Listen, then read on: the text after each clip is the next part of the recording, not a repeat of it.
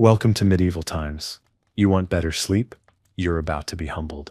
Because believe it or not, medieval peasants, yes, the people who used moldy straw as a mattress and thought shoes were optional, may have cracked the code to a full, satisfying night of sleep centuries before your $2,000 orthopedic mattress and lavender diffuser. But first, let's set the mood. Grab a blanket, maybe light a candle, if you're into the whole ambiance thing. And tell me, where are you watching from, and what time is it? I love seeing who's trying to sleep with 800 years of peasant wisdom whispered into their ears. Now, let's be clear. This is not a story about luxury. This is about survival sleep. Sleep so deep you drool directly into your hair and wake up confused about what century it is. The peasants didn't have blackout curtains, but they had something better: exhaustion, low expectations, and the kind of ambient noise that included sheep, chickens, and your neighbor snoring like he's negotiating with demons. Let's begin. Your name is Alric. You are 32 years old, which means you've lived too long to be considered young, but not long enough to have anyone take your complaints seriously. You live in a one-room home with a thatched roof, no ceiling insulation, and a floor that is technically dirt but functionally compost. You share your home with your wife Elswith, your 4 children, a goat that won't shut up, and a chicken named Frigga, who has made it her life's mission to sleep exactly where your feet go. And yet, you sleep like royalty. Not the modern spa day kind of royalty. I mean actual medieval royalty, who, by the way, slept terribly because they were too busy being poisoned, married off, or plotting revenge on their cousin from Normandy. But you sleep like a sack of onions in a root cellar, unmoving, content, slightly fermented. Why? Because peasant sleep wasn't just rest. It was strategy. You didn't scroll TikTok until 1 a.m. You didn't fall asleep with a podcast whispering marketing tips into your subconscious. You didn't need melatonin or white noise. You had a system, and it started the moment the sun went down. Peasants rose and fell with the sun. And not because they were in tune with nature, because candles were expensive, firewood was rationed, and if you stayed up too late, someone might mistake you for a witch. You went to bed early because you were tired, broke, and out of options. But here's the twist. Peasants didn't sleep all at once. They had something called 2 sleeps. That's right. Medieval people didn't pass out for 8 hours straight like a tired golden retriever. No, they slept in shifts. First sleep, then a period of wakefulness, then second sleep, like a nap sandwich, but you're the filling. That middle time? Oh, it was sacred. People prayed, meditated, whispered secrets to their spouse, or did, let's call it, medieval cardio. Then they went back to sleep. No stress, no panic, just vibes and maybe a candle that had to be relit with a burning stick from the hearth. This wasn't strange. It was normal. No one worried about broken sleep cycles. They didn't call it insomnia. They called it life. And somehow, despite living with fleas, cold drafts, and cousins who stole your blanket, they still managed to wake up rested. Still with me? Good. That was just the start. Because the secret sleep tricks these people used go way deeper, and we're about to sneak under the sheepskin blanket and find out. Let's talk about the bed. Or as Ulrich likes to call it, the soft-ish part of the floor where you're least likely to get a splinter. Because, spoiler, mattresses in the medieval peasant household weren't memory foam. They were literal sacks of straw, stuffed, tied, flattened, and maybe, if you were rich in goat favors, refreshed once a season. But here's the wild part. Despite the crunch, the musty scent of composting hay, and the occasional beetle performing a tap dance near your ear, these beds worked. Why? Because they were simple, and your body was too tired to care. When you've hauled wood, washed linens by hand, and walked 10 miles in shoes made of hope, your standards for comfort adjust real fast. Let's break down the medieval sleep setup. Alric style. You've got your sejud bed, a wooden frame if you're fancy. Otherwise, you're on the floor, with a mat of straw wrapped in old linens and a suspicious number of twigs. You fluff it by stomping on it or punching it into submission. Pillow. It's a sack, filled with whatever you didn't eat that week. Rags, grass, maybe one of Frigga's molted feathers for softness. Blankets. Thick wool, heavy, smells like last winter and faint regret. But here's the magic: that weight does something. Modern scientists would call it deep pressure stimulation. Medieval peasants would just say, it keeps the cold demons out.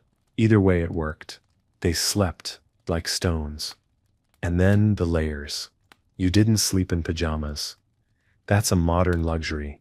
You slept in whatever you wore that day, unless it was soaked, bloody, or actively on fire. That meant your day shirt doubled as your nightgown. And if it smelled a little like onions and smoke, congratulations, you were normal. Want to know another peasant sleep hack? Body heat. That's right. You didn't sleep alone. You slept next to people, family, children, the goat, the chicken, and probably at least one uncle who overstayed his welcome by 5 years. This wasn't optional. It was insulation. When there's no central heating, you become the furnace. Yes, it was crowded. Yes, there were farts. But it was warm, and warm meant sleep. Oh, and remember how modern people spend thousands on white noise machines? Medieval peasants didn't need that. They had ambient livestock sounds. The occasional moo, a rooster adjusting its feathers in the dark. The gentle creak of the rafters as wind passed through the gaps. ASMR. Medieval edition. Still sound uncomfortable? Good, because that's the trick. Medieval peasant sleep wasn't about luxury. It was about necessity. You didn't need blackout curtains. You had no light to begin with. You didn't need blackout apps. You just needed to survive until morning without freezing to death, or waking up with a chicken on your face. And yet, Alric, he slept. He dreamed. He snored like a wagon full of grain tipping over. And he woke up with a crick in his neck and a sense of purpose. Because when the sleep came, it came hard. Not delicate, not elegant, but full-bodied, sweaty, deeply human sleep. And believe it or not, we've got more secrets. The smells, the rituals, the weird medieval sleep potions your ancestors swore by and sometimes choked on. You're not even halfway through this featherless bedtime journey. Let's talk about smells. Because if you think a lavender candle and a few drops of essential oil on your pillow qualify as sleep hygiene, allow me to introduce you to Alric's nighttime aromatherapy, a heady bouquet of goat, ash, onion sweat, and medieval feet. There were no linen sprays, no Palo Santo, no boutique chamomile diffusers. The only thing diffusing was the smell of someone's ale breath from 2 feet away. And weirdly, that helped them sleep. Why? Because the brain didn't have the luxury of being picky. The smell of the hearth meant safety. The scent of the damp blanket meant familiarity. Even the chicken dust, comfort. Peasants lived their whole lives surrounded by earthy, sweaty, borderline feral air, and their bodies associated that with rest. It's kind of like how some people can't fall asleep unless the room smells like their dog, their partner, or the inside of a public bus. Same principle. Fewer bathtubs. Now, let's move into the rituals. Because yes, even in a world without clocks, peasants had routines. Before bed, Alric might have done a few calming things. Drank a cup of herbal tea, translation, water with weeds in it. Told a story to the kids about how the moon controls when the rooster wakes up, it doesn't. Scratched his leg until it stopped itching or started bleeding. Either was a win. Checked to make sure the door was latched, mostly to keep in the animals, not out intruders. And then, here's the key move. He sat by the fire. This was the peasant's golden hour. No Instagram, no doom scrolling, just staring into flames like you've seen too much, and you're ready to astral project. The fire gave warmth, yes, but it also gave that soft flickering that our brains are wired to love. It's like being rocked to sleep by orange light. Honestly, better than Netflix. And if the fire was low, even better, because then it's dim, quiet, and the shadows move just enough to lull your survival instincts into relaxing for 5 minutes. Combine that with a belly full of porridge and joints that ache like they've been cursed by a mild wizard, and boom, sleep hits you like a shovel made of moss. But wait, there's more. Because some peasants, the fancy ones, made sleep potions. Not the fun kind with wine and berries. The folk medicine kind.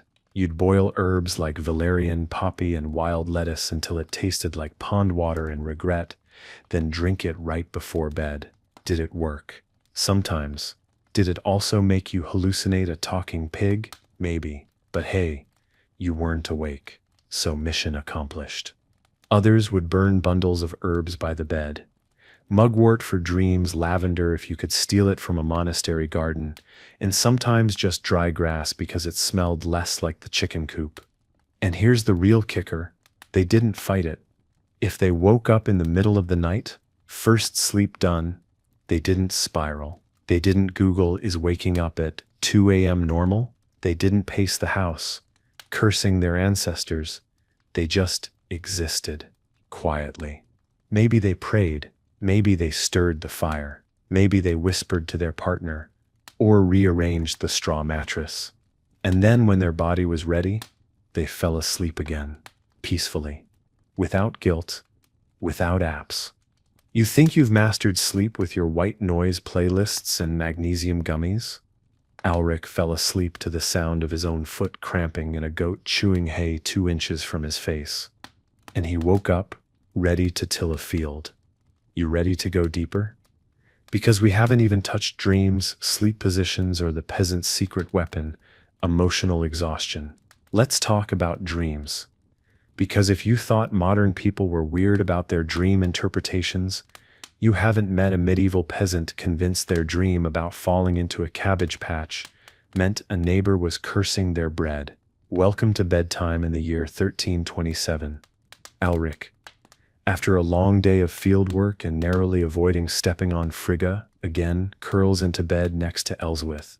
They fall asleep faster than a monk, after midnight mass. And not 5 minutes into sleep, Alric is already dreaming about something utterly unhinged. Probably a talking ox offering life advice, or a priest with 3 heads trying to sell him turnips.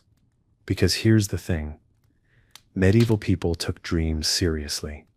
They believed dreams were omens, messages, sometimes divine, sometimes demonic, sometimes just the result of eating too much questionable eel pie before bed. But whatever the cause, dreams were a thing.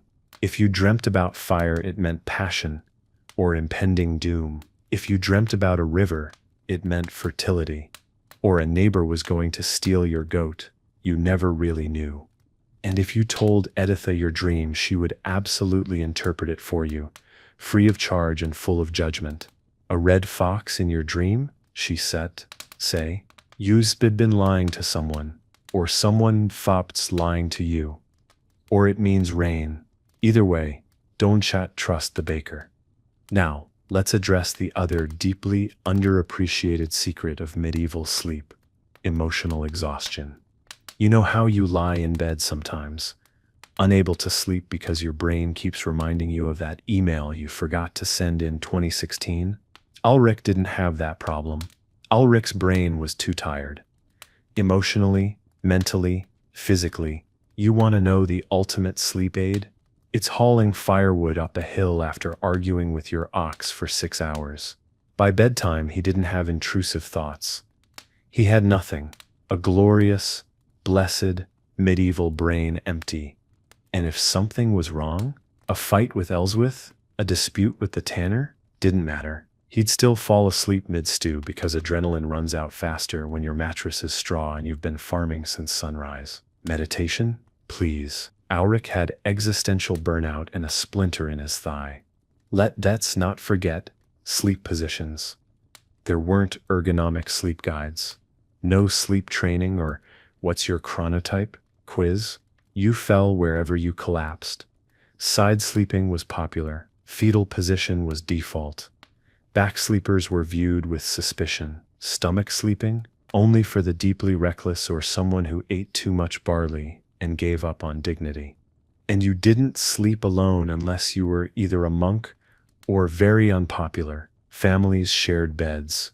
Children piled in. Occasionally, a neighbor too drunk to find their house would just crawl in and get sorted out in the morning. Stranger in the bed? Shrug. As long as they didn't steal the blanket, it wasn't a big deal. And what did all this lead to? Rest. Not spa rest. Not treat yourself rest. But the kind that comes from being so completely done with life's nonsense that your body drags you into sleep like a blacksmith pulling iron into fire. And maybe that sip's the real secret. Let's talk about the dark. Because when we say medieval darkness, we don't mean romantic candlelit vibes or mood lighting on a dimmer switch. No, we mean pitch black, can't see your own hand, walk into a goat's butt level darkness. The kind that makes your brain shut down half its thoughts just to conserve energy. Once the sun was down and the fire burned low, that was it. You couldn't scroll. You couldn't read. You couldn't even dramatically stare out the window because there was no window glass, just a hole covered in cloth, and maybe a few regrets. But this kind of darkness, it helped, because your body understood it was nighttime. Melatonin production, sky high, circadian rhythm, unbothered, moisturized, thriving. And most importantly, there were no distractions. If you were awake, you were either doing something extremely specific, or you were just waiting to fall back asleep. There was no stress about it. No productivity guilt. Just, guess I'll pray for 15 minutes, then go back to snoring. And then there was noise. Not white noise. Not rainfall audio on a loop. I stepped talking organic, unfiltered, medieval bedtime sounds. Here steps your playlist. A cow shifting its weight and farting softly. A chicken laying an emotionally dramatic egg. Wind slipping through the thatch like a ghost with seasonal depression. Your spouse grinding their teeth. The occasional distant scream, normal, don't worry about it. And somehow, it all worked. Because these weren't disruptive sounds. They were predictable. They were part of the nightly soundtrack. Comforting in a weirdly primal way. You don't need a white noise machine when you've got 8 relatives and 2 animals within breathing distance, all rhythmically doing their thing. Oh, and fear. Yes, actual fear. You'd think fear would keep you awake, right? But here's the plot twist. Peasants were so used to danger, it became background noise. There could be wolves, raiders, plague, famine. A man named Ulrich who keeps stealing from the root cellar, and yet people still slept deeply because constant low-grade threat meant your brain eventually went, you know what, if we die, we die, but I'm taking a nap first. Also, let's not forget the magical motivator of all sleep. No expectations. No one asked if you were getting enough rest. No one wore an eye mask and tracked their REM cycles on an app. No one bragged about only needing 4 hours. They just slept, or didn't, and then got up and did what had to be done. It wasn't a performance, it was a function, and it worked. The best part? Peasants didn't try to fight their bodies. They listened. If they were tired, they slept. If they woke up, they waited. If a goat stepped on their chest at 3 a.m., they made a mental note to move it next time and rolled over. And maybe, just maybe, that's the secret we've been missing. Here sits the final truth. No one tells you about medieval sleep. They didn't sleep alone. Not just in the physical sense, though yes, Elric absolutely had 4 kids wedged around him, like sweaty little fire logs, and Frigga asleep near his knees, like a feathery heating pad. But beyond the cramped, chaotic layout of a peasant bed, there was something else, something quieter. They slept knowing someone else was watching the fire. Someone else was snoring beside them. Someone else was hearing the same night noises and breathing the same stale, hay-scented air. There was no isolation, no existential dread spiral at 2 a.m., just a constant awareness that you were part of something, part of a family, part of a home, part of a village. When the wind blew, and the dog barked, and a far-off scream echoed from somewhere in the woods, you didn't panic, you felt safe. Because fear didn't live in your chest alone, it was shared, managed, surrounded by people who would have heard if you'd called out, or who'd already shoved a pitchfork into the door just in case. And if you woke up sweating, heart racing, convinced something was wrong, you'd reach out. And someone would already be there. Elswith would shift beside you. One of the kids would mumble something about cows. Frigga would flap her wings dramatically, as if she was the one having nightmares, and that would be enough. You'd go back to sleep. No coping tools, no affirmations, no pressure to fix yourself before sunrise. Just a reminder that you weren't alone in the dark. And maybe that's the best kept secret of medieval sleep. Not the herbs, not the hay, not even the double sleep cycles. But that in the middle of the night, in the quiet, in the deep cold, someone was always there, breathing beside you, dreaming their own strange cabbage-related dreams, snoring like a choir of tired pigs, fighting the same cold, waking with the same aches, and still, somehow, going to bed with a full heart and just enough peace to let go of the day. So if you're lying there now trying to drift off, wondering if you've done enough, wondering if the day will come again too fast, let this be your reminder. You're not alone. Not tonight. Not now. You've got the night. You've got the stillness. And you've got this whole invisible village around you. Good sleep isn't always about silence. Sometimes it's just about not being the only one in the dark. Let's shift focus, just for a moment, to someone else in the village.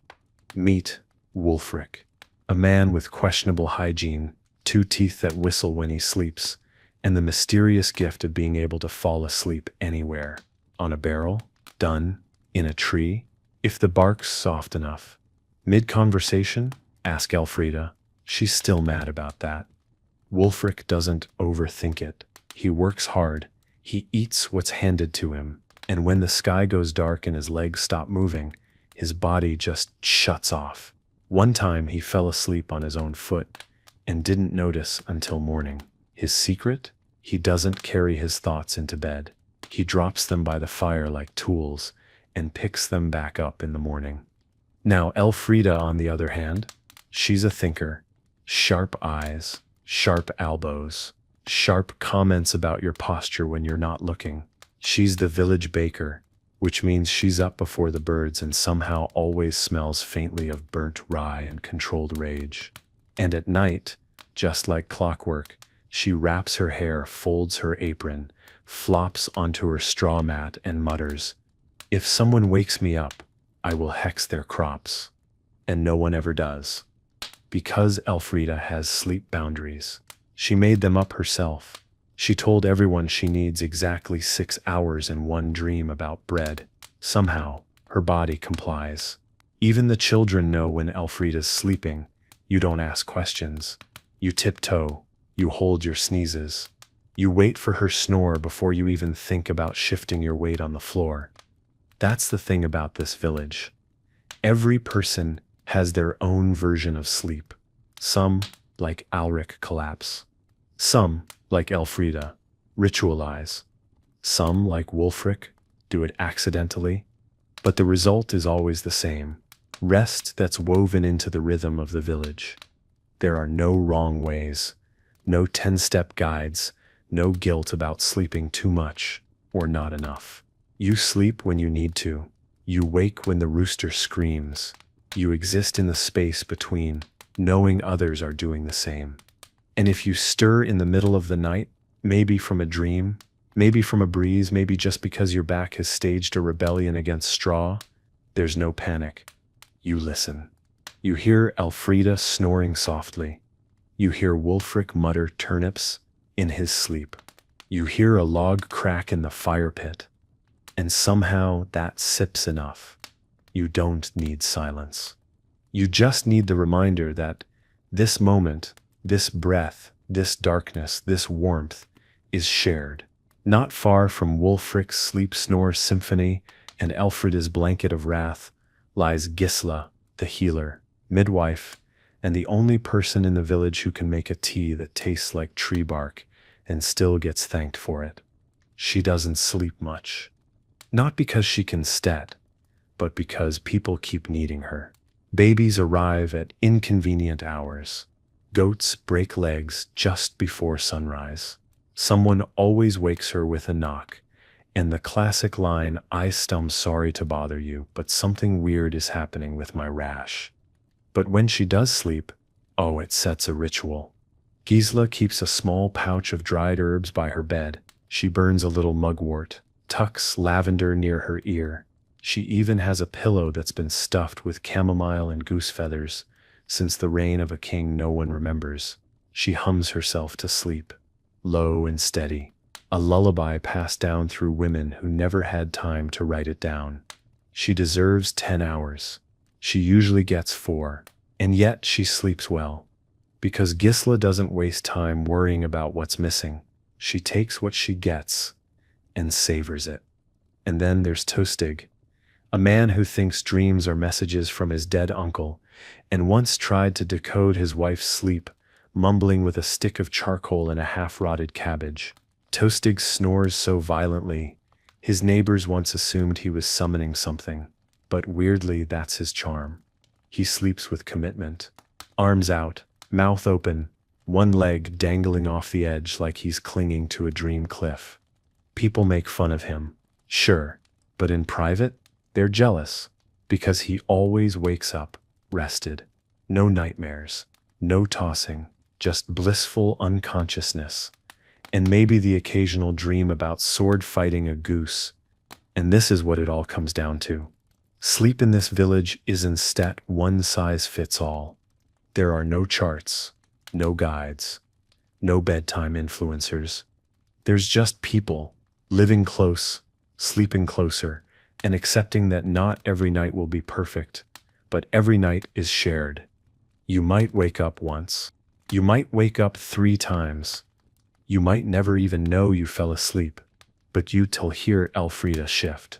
You'll hear Tostig choke on his own snores. You'll hear Wulfric whisper something about frogs again. And that sound, those small, sleepy reminders that you're surrounded, that sips peace. At the edge of the village, just past the leaning fence and the patch of herbs no one claims responsibility for, lives Oswin. He's old. No one knows how old, exactly. But old enough that people assume he's been through 5 plagues and 1 bad marriage.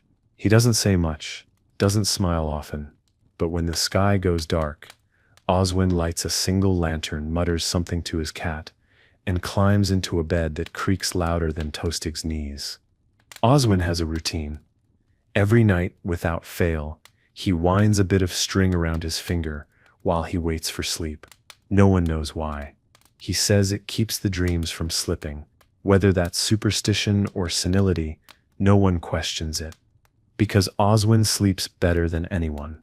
Deep, still, as if the world can't touch him anymore. And in the morning when people ask him how he slept, he just grunts, which in Oswin speak means better than you, probably. Meanwhile, just across the lane, Hild sleeps like she's trying to win a prize. She makes a nest. 3 blankets, 2 furs, 1 aggressively flat pillow, and dives in headfirst like a soldier returning from battle. Hild works harder than most. She manages animals, the tannery, and a reputation for being terrifying with a bucket. But come nightfall, she saps out. Mid-sentence, mid-step. Sometimes even before she reaches her bed. Once, she fell asleep on a milking stool and stayed there until morning, completely unbothered by the goat chewing on her sleeve. "Wasn't the worst mattress I've had," she said, deadpan, before returning to her chores like nothing happened. And then there sits Ada, The Night Watcher. Not an official title, just a habit. Ada sleeps in short bursts, lightly, eyes half open, ears sharper than any owl. If something creaks, she hears it. If a baby stirs, she's already up. If the wind shifts wrong, she's by the door before anyone else even rolls over. No one told her to do this. It's just who she is. The one who notices. She'll nap in the afternoon, catch a few hours after breakfast. But at night, when others snore and drool and dream about eel pie, Ada listens. And because of that, everyone else sleeps easier. So maybe that sips another secret. Sleep is instead always just what you do. It's Sapsals who you trust to stay awake. In this village, someone always keeps watch. Someone always stirs the fire. Someone always hears the fox creeping too close to the coop. And knowing that seps what lets the rest finally let go. Still with me? Far out beyond the last thatched roof, the hills begin to whisper.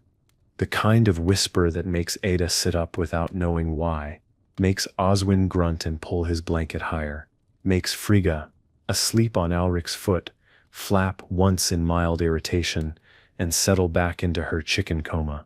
The air has changed. A storm is coming, not the dangerous kind. Not lightning ripping the sky open. Just rain, thick and slow and steady, the kind that slaps the earth like a tired drum and stays a while. And if you're a peasant with sore joints and a leaky roof, you feel it before you hear it. Alric shifts under the blanket. He's not awake. Not really, but his body knows. He pulls Elswith closer. Her breath is warm against his shoulder. Somewhere nearby, one of the children kicks in their sleep and mumbles something about radishes. And then it starts. The first drop, on the roof. Then another. Then a dozen. Then thousands. Not a downpour. Not yet. Just the kind of rain that lulls things. Softens them. A blanket of sound wrapping around the hut, muffling the night like someone saying, "Shh, it sups all right now." In the square, Wulfric is sleeping through it entirely curled beneath a wool cloak, mouth open, face up, catching raindrops like blessings. He'll wake up damp and confused, but deeply refreshed. Elfrida, true to form, has already moved her cot further from the window. She muttered something rude about clouds and slammed the shutter shut just hard enough to warn the weather not to test her. Gisla puts another log on the fire. She knows this storm will bring babies early and aches out of bones. But for now, she curls under her fur wrap, the smell of mugwort still clinging to her sleeves, and lets the sound of the rain do what medicine sometimes can't. And Ada? Ada stands at her doorway for a long time, watching, listening, letting the rain patter against her skin like a lullaby in a language she forgot she knew. Because this kind of weather, this slow, steady, dream-thick kind of night, is a gift. You don't fight sleep when the world sounds like this. You don't question it. You don't analyze it. You just let go. And maybe you, listening now, wherever you are, can let it carry you too. Because this isn't just the sound of a village resting. That's the sound of 1,000 worries melting. The rain is steady now, that rare rhythmic kind that wraps around the village like a second roof, wet, wild, and strangely comforting. The kind of rain that doesn't threaten, it soothes. It tells you with every drop that nothing else is expected of you tonight. Just rest. In Alric's hut, the ceiling creaks and the fire flickers low. One of the older children gets up, wanders barefoot over the dirt floor, and tucks themselves back in beside the goat. No one stirs.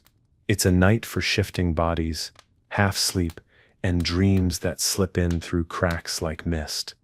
But not everyone sets sleeping. Because somewhere out there in the rain-soaked dark, someone is walking. It's not urgent, not a chase, just footsteps, wet ones, slow, squishing through the mud, like they've got nowhere to be but also aren't entirely sure where they came from. Maybe a traveler, maybe just Testig, maybe something stranger. That's the thing about the countryside. Weirdness has room to walk here. Ida hears it first. She doesn't panic. She just sits up straighter, narrows her eyes, and listens harder. One hand on the doorframe, one foot already pulling on her boots. Could be nothing, she whispers. Could be Toastig chasing a dream goose again. She hopes it is. And Gisela, half asleep, half aware, turns her head and frowns. Something's off. Not bad. Just unfamiliar. Which, in a village like this, is sometimes worse. Meanwhile, everyone else, they start dreaming.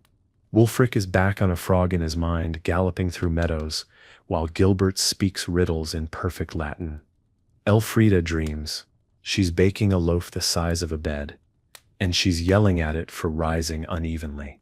Oswin dreams of snow, or silence, or possibly just of not dreaming at all. And still, the rain continues. Calm, persistent, unbothered, because the beauty of nights like this is their fragility. The peace isn't permanent, but it's powerful. And even as someone walks through it, someone wet, someone quiet, the peace holds, because in this village nothing enters without being noticed. Not a fox, not a cough, not a strange wet figure padding across the road.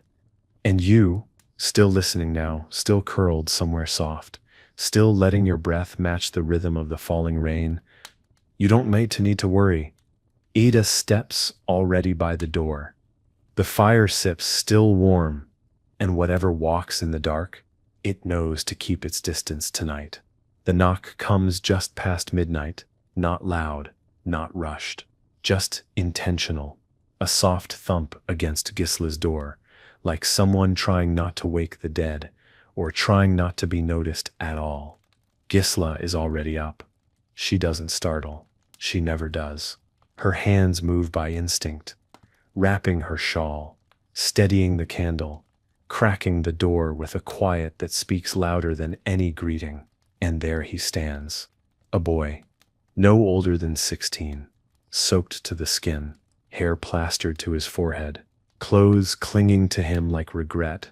He's not from here. Not exactly, but Gisela knows his face.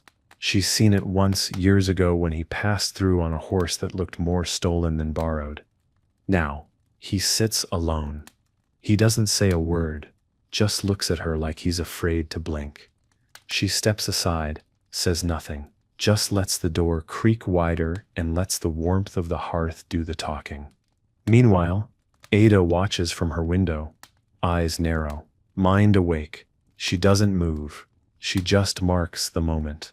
The visitor, the wet footprints, the fact that Gisela didn't raise the alarm, that's enough, for now. The village somehow still sleeps. Alric stirs, mumbles something about soup. Elswith pulls the blanket higher. Frigga adjusts her wing dramatically and settles deeper into the hay. And outside the storm shifts gears. No longer gentle, no longer shy. It begins to pour, the kind of rain that makes rivers out of roads and prayers out of curses. And yet, inside the huts, the peace holds. Because this is how it goes in places like this. You make room. You listen close. And you trust the ones who stay awake while you sleep. The boy sits by Gisela's fire now, not saying much. Just watching the flames like they're telling him a story he forgot he knew. She hands him a cup. Something hot. Bitter. Herbal. It smells like bark. He drinks it anyway. No one asks questions. Not yet. That's not how the night works. And you breathing slow now. The weight of your own body sinking deeper into the warmth around you. Don't need to worry either. The rain sep's still falling. The fire sits, still lit. And everyone, even the stranger, is held by the same quiet rhythm. The storm outside has settled into a steady roar now, a deep, low hymn that wraps itself around rooftops and seeps into dreams. The kind of rain that doesn't knock. It drums, slow, ancient, like it remembers every storm before it. And in the huts, sleep begins to twist. Not in a frightening way, not quite. Just deeper, stranger, the kind of dreams that take familiar things and move them an inch to the left, just enough to unsettle, just enough to notice. Alric is dreaming about a field he doesn't own. Rich soil, wheat as tall as his shoulders. But the stalks whisper when the wind moves. He can't hear what they're saying, but he knows it's about him. He keeps walking, keeps listening. Elswith dreams she's back in her mother's kitchen, but everything is too clean. No soot, no smell of bread. Her mother is smiling, but her eyes are wrong. Elswith doesn't speak. She just watches the bread rise and rise and rise until it pushes against the ceiling and cracks the beams. Wulfric, he dreams of frogs, obviously, but this time the frogs are lecturing him about personal hygiene. One is wearing a crown, one is wearing pants. It's all very serious. He nods along, confused but deeply respectful. Even Editha dreams, though she'll deny it come morning. Her dream is quiet. A hallway, endless, doors on either side, some open, some closed. Behind one, she hears chickens. Behind another, nothing. She keeps walking, keeps her broom close. Outside, the storm pulses. Inside, the dreams bloom. And Gisla? She doesn't sleep. She watches the boy, now dry, his eyes fluttering beneath closed lids. He's breathing deep. Caught somewhere between exhaustion and safety, she leans forward, adjusts the blanket, checks the fire, sips her tea. She knows dreams speak louder on nights like this. And sometimes they're not just dreams. In the village, no one wakes. But something shifts. A window unlatches. A pot falls from a shelf. A child murmurs a name they said, never learned, and you still hear, still listening.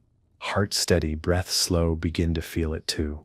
That soft slip between worlds, where sleep becomes story, and story becomes memory.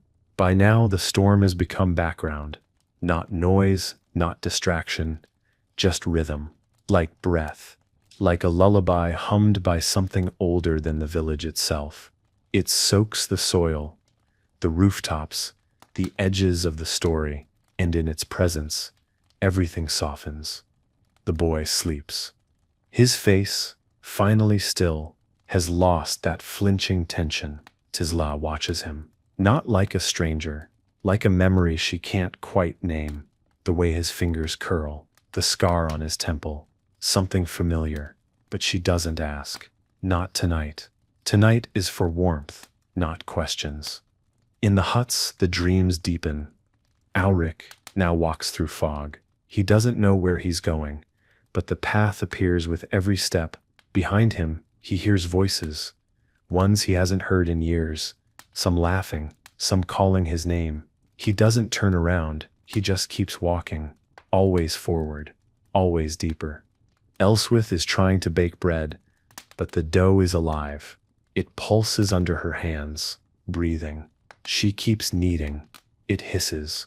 She slaps it harder. The oven door opens on its own. She wakes up laughing. Just a little.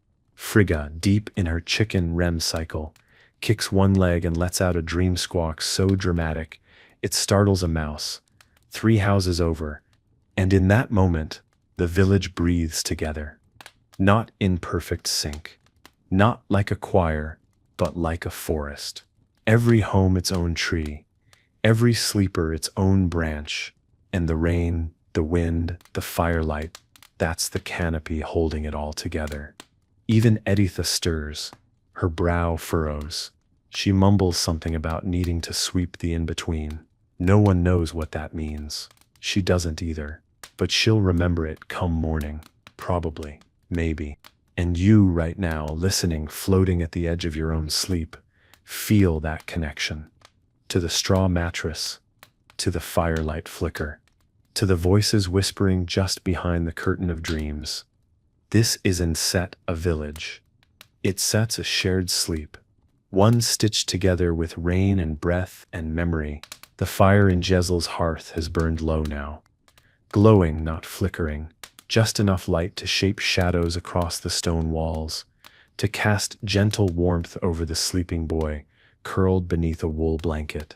Rain whispers at the window. Steam curls from the edge of her tea. She doesn't sit sleep, not because she can't, but because she knows this kind of quiet doesn't last. She leans back in her chair, the one with the creak in the left leg and the cushion that's really just a folded old tunic. Her eyes wander, not with worry, but with memory, not toward the boy, now asleep in her care, but toward the window, the dark, the years, the people she once stayed awake for just like this. Outside, the village is silent. No dogs bark, no oxen groan. Even the wind has softened into a hush. It's the kind of silence that doesn't feel empty. It feels earned. Alric, still tangled in dreams, now sees faces, not ghostly, not frightening, just familiar. His father, sitting by a fire, his younger self chasing chickens, a field golden and wide, where no one has to work. He smiles. In sleep, he smiles. Elswith sleeps deeper now than she has in weeks. Her hands, always curled in tight fists from work, have opened, palms up, like she's offering something, or maybe receiving. Wulfric, still outdoors because no one remembered to bring him in, has been fully claimed by the rain. His blanket is soaked. His boots are off.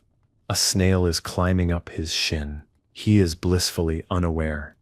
Editha doesn't dream now, but she feels something, some old weight shifting off her shoulders.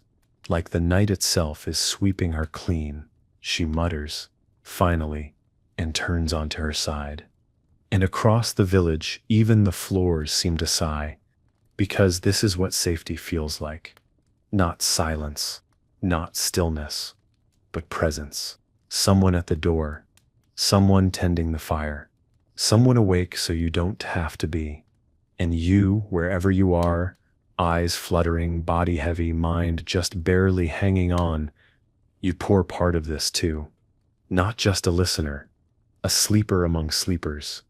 A name added to the quiet roll call of this strange, peaceful little place. Still with me? The night is no longer thick. It's ripe, not quite ready to let go, but no longer holding tight. That fragile hour where time hesitates, waiting for someone to blink first. And in Gisla's home, the embers are now only whispers. The fire has turned to memory. The boy shifts beneath the blanket, not waking. He exhales sharply through his nose, one of those involuntary dream sighs that sound like relief, like something inside finally found a soft place to land. Gisla finally closes her eyes. Not sleep exactly, just stillness. Her hand still wrapped around a warm mug, her other resting on the edge of the blanket just in case. Some part of her never stops watching. But for now, she lets herself rest in the kind of peace you don't chase, the kind that arrives. Outside, the rain is quieter now. The loud insistence of the storm has faded to a soft patter, like footsteps walking away through wet grass. The wind's gone gentle again. The trees are dripping. The roofs are steaming. And all across the village, sleepers begin to shift in their nests. Alric turns his face into the blanket. Elswith stretches once, softly without waking. One of the children lets out a single triumphant fart. Classic. Wulfric opens one eye, sees the sky is still dark, and closes it again with the energy of a man deeply unbothered by mold or mildew.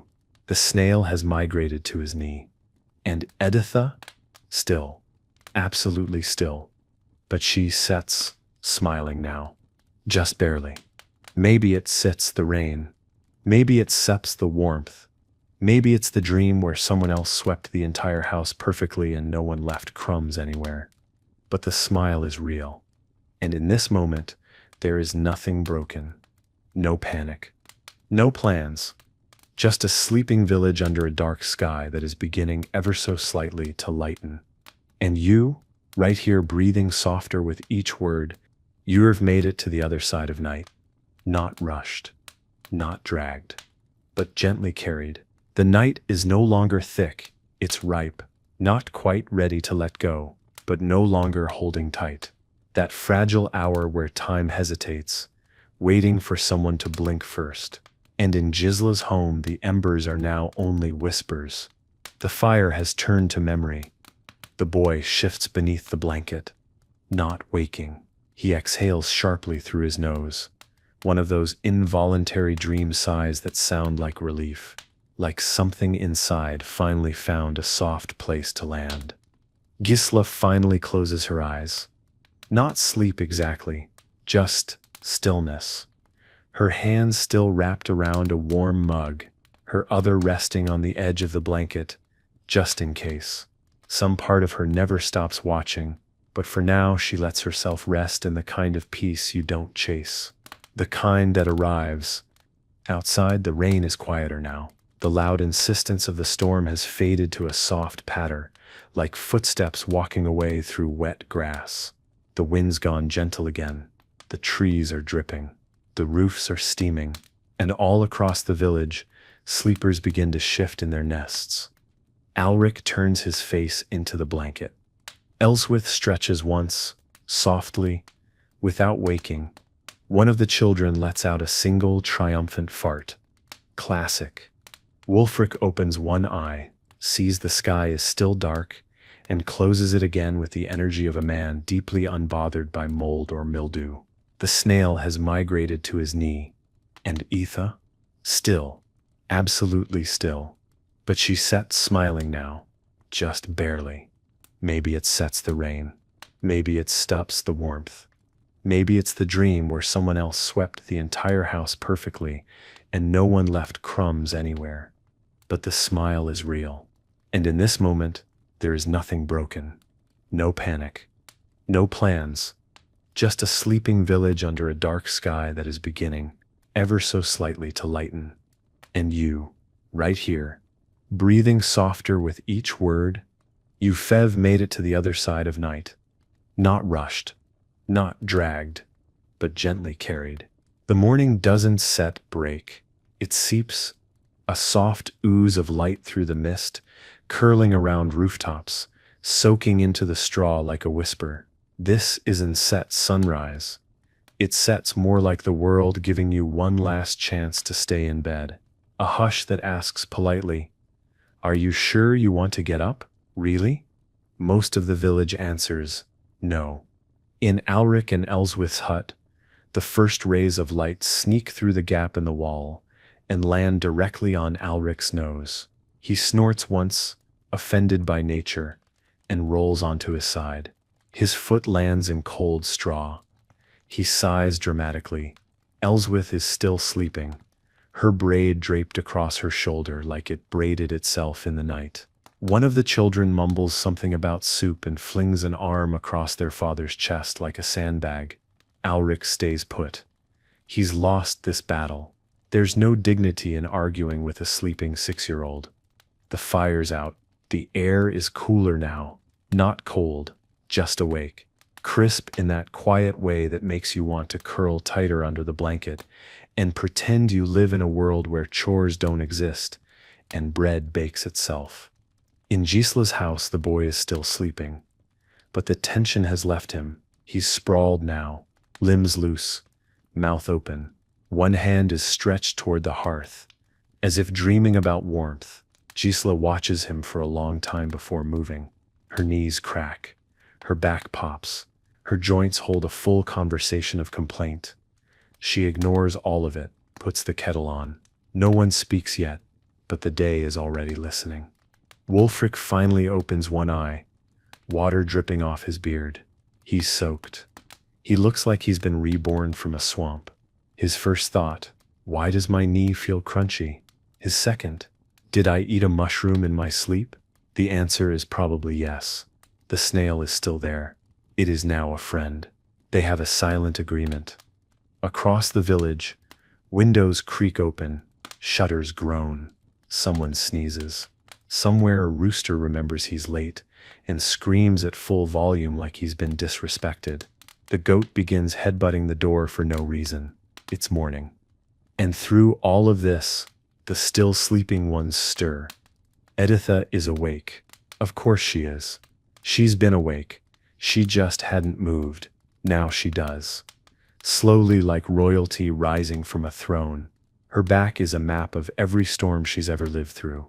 She pulls her shawl around her and mutters, "All right then," to no one, or maybe to the sky. And still, for a few more minutes, the village remains caught in that perfect space between rest and return. That soft edge, the final pause, where the dreams haven't vanished, and the day hasn't quite made its demands. You right now are there too, still lying still, still listening, still part of this world where waking is gentle and nothing hurts yet. And maybe that sips the real magic of this sleep. Not the straw, not the dreams, but the fact that morning doesn't have to rush you. The day doesn't begin all at once. It peels itself open, like bark from a tree, like steam rising off warm bread, slow, subtle, and just a little reluctant. No bells, no alarms, just the quiet rhythm of bodies stretching, wood creaking, doors unlatching, and the smell of something almost boiling. Peasant mornings aren't a sprint, they're a slow unfolding. Alric is the first to shift properly, not sit up, just shift. That ancient roll to one side that all tired people do, where your spine makes a noise like an old gate, and your knees argue with each other in creaks and pops. He blinks at the rafters. One eye stays closed longer than the other. He hears Elswith breathe and knows she's still half asleep. Her favorite state, smart woman. Frigga is already awake, perched smugly on the windowsill looking at the gray sky like she owns it. She does. She flaps once and lets out a sound that can only be described as judgmental. The goat outside bleats like a lie. Ulrich groans. "Why are you all so awake?" he mutters. No one answers. Typical. Elswith finally opens both eyes. "Did you dream about bread again?" she asks. "No," he lies. She grins without looking. In Gisla's hut, the kettle begins to sing, not whistle, sing. Low, metallic, like it's remembering how to do it. She stirs a pot of something green and medicinal that smells like forest floor and hope. The boy, still curled on the pallet, shifts once but doesn't wake. Not yet. Gisela lets him be. The world will pull at him soon enough. Wulfric emerges from the side of the barn looking like a weathered boot that learned how to walk. Hair wet, eyes wide, shirt on inside out, probably dreaming of breakfast already. He yawns like it's a religious ritual. He sneezes so hard he scares 2 ducks. "Morning," he says to no one. No one replies. Not because they're rude, because they're still asleep. Editha steps outside, wrapped in wool and muttering something that might be a hymn or might be a curse. Either way, the frost on the grass gives way under her feet. She surveys the street like a general inspecting a battlefield. If anything is out of place, she'll know, and she'll fix it before anyone else even considers waking up. Meanwhile, inside every other home, the shift continues. People roll over, grumble, pull blankets tighter, rub their eyes, scratch whatever itches.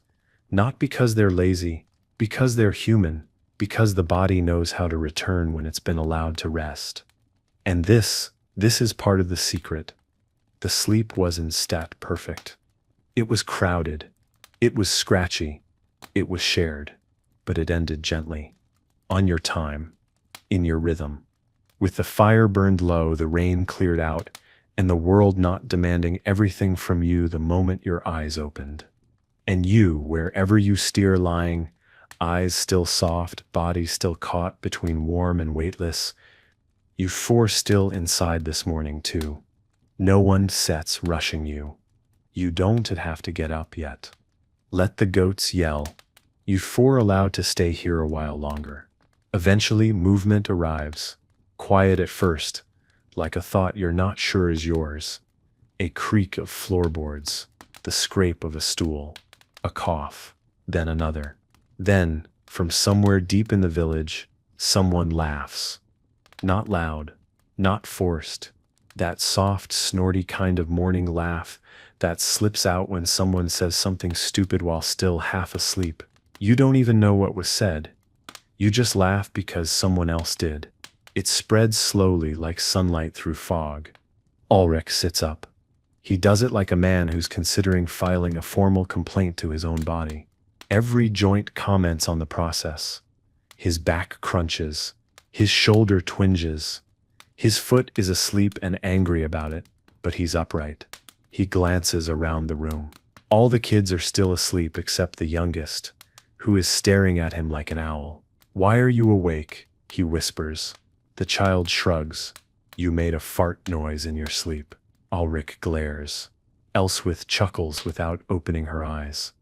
He stretches, not gracefully, not like a knight preparing for battle, more like a sack of potatoes attempting yoga. But it gets the job done. Gisela pours tea into a chipped mug and takes her first sip of the day. It tastes like roots and reason. She finally stirs the pot of greens she's been pretending isn't burning. The boy is still out cold. She'll let him sleep a bit longer. He needs it. Whatever brought him here didn't leave much rest behind. Wulfric, damp and confused, has managed to get half a boot on. He eats a piece of bread he found in his pocket. No one knows how long it's been there. He doesn't care. He declares it crunchy with mystery and considers it a win. He walks through the village like a myth with poor posture. Inside other homes, breakfast begins. And by breakfast, I mean anything warm that can be chewed. Porridge, mostly. Oats or barley or whatever's still clinging to the bottom of the storage jar. Bread, if it didn't go moldy. Butter, if the cow felt generous. It's not fancy, it's not plated, it's hot, and it's enough. The air fills with the smell of smoke, grain, and whatever someone just dropped into a pan and hoped would work. It always does. Mostly. Bare feet pad across cold floors. Chickens flap down from rafters. Children argue over spoons. Someone yells, "Who took my onion?" like it's a national crisis. Editha is already organizing something. No one asked her to. She just exists in a permanent state of productive menace. And still, the morning stays soft. No one sits running. No one sits shouting. Even the goat's early temper tantrum has mellowed into passive bleating. The village is fully awake now, but not alert, not sharp, just present. And you? If your body is still heavy, your limbs half melted into the surface beneath you, your breath still tethered to the rhythm of a world that doesn't sit rush, then you're doing it right. Because here waking is just another kind of rest. Just vertical sleep. Just motion made gently. Morning conversation in the village doesn't start with announcements. It starts with grunts, followed by sighs.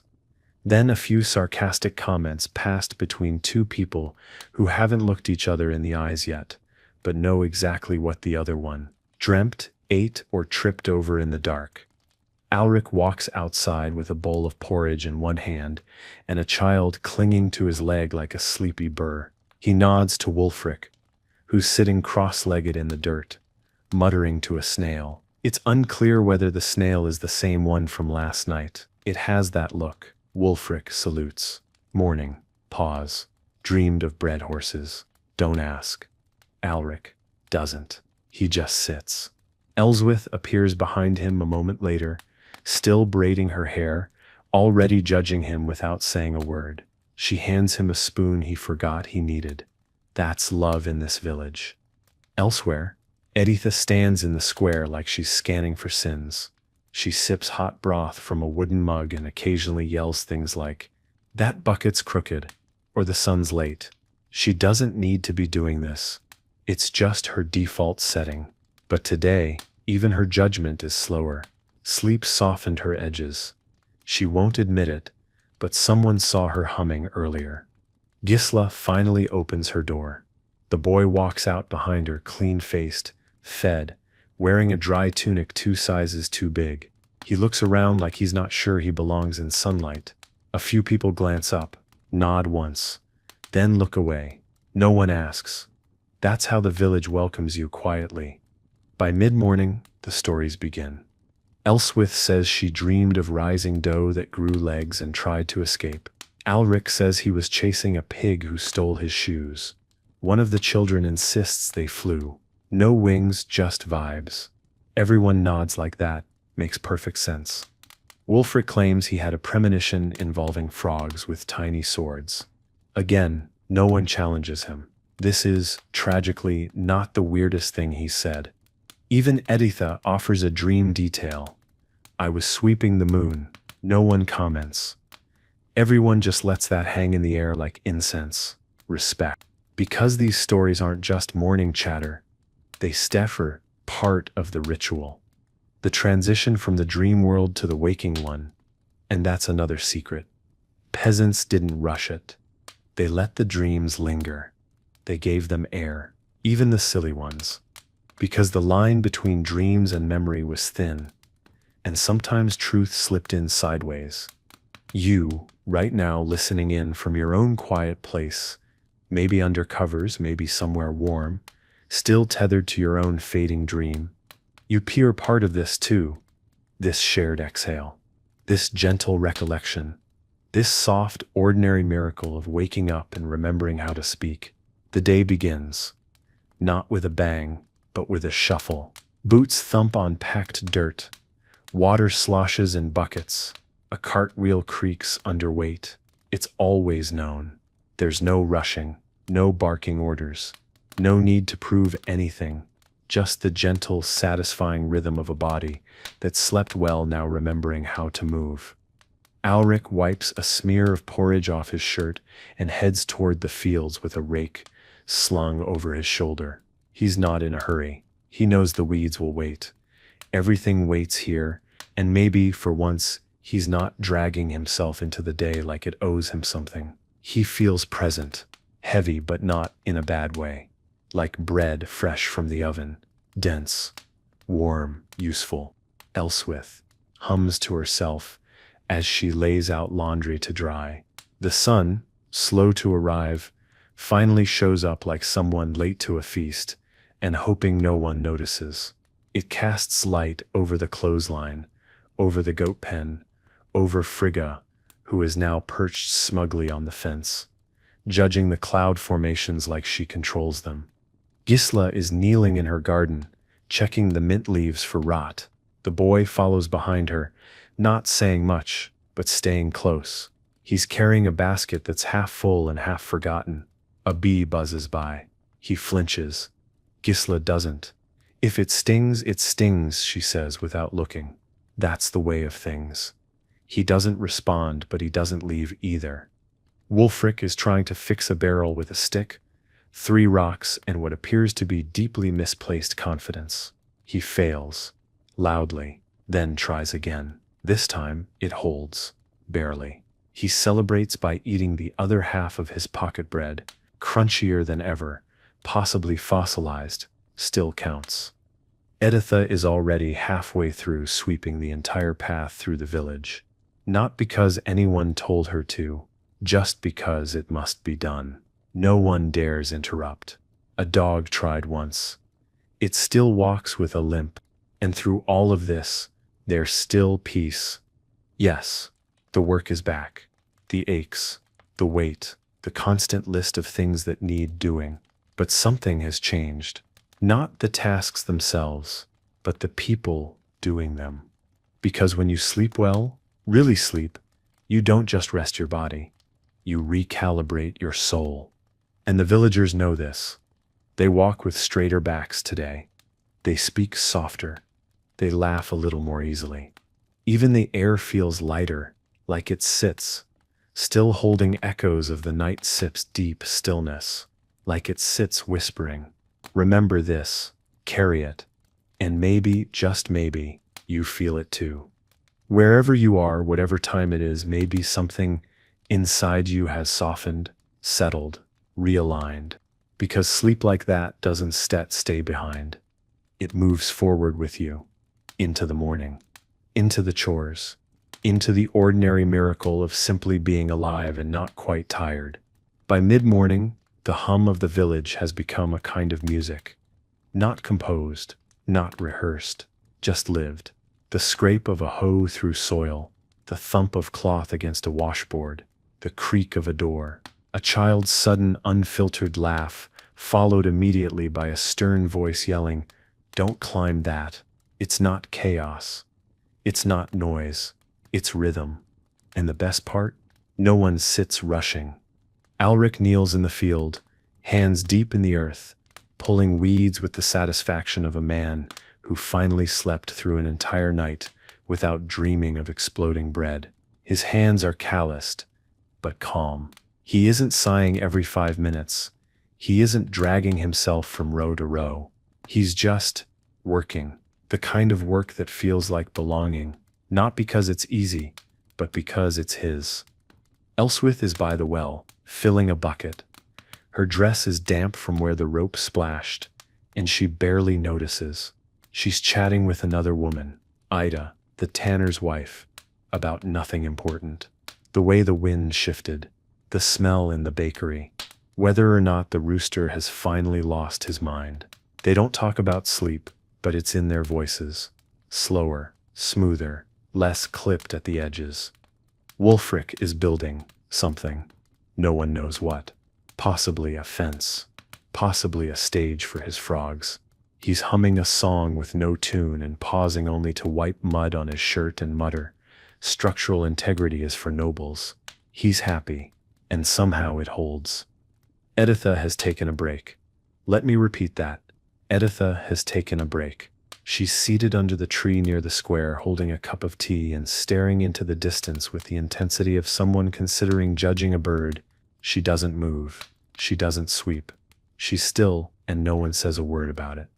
Because everyone feels it. The village is different today. Not louder, not busier, but fuller. Like the space between things has been padded with peace, as if sleep has wrapped itself around the bones of the day and said, "You can go on now. Isif got you." Even Gisla walks differently. Not slower, just steadier. She carries herbs in one hand and a loaf of bread in the other, nodding to those she passes, like she knows something they don't but isn't ready to tell. The boy from the night before walks behind her, holding nothing, but he doesn't look lost anymore. And you, still here, still nestled into the gentle folds of this story. Maybe sipping something warm or just listening with half-closed eyes. You fear part of this rhythm too. Even in your stillness, you move with it. Even without lifting a finger, you belong to it. Because real rest doesn't end when you wake up. It echoes. In your voice. In your pace. In the space you give yourself to simply be. By late morning the sun has committed. No more hiding behind fog or clinging to the dew. It climbs slowly but with purpose, casting soft gold across rooftops, over wooden fences, across muddy boots and resting tools. There's heat now, but not heavy yet. Just waking warmth. The kind that makes you close your eyes for a second and breathe a little deeper. The village leans into it.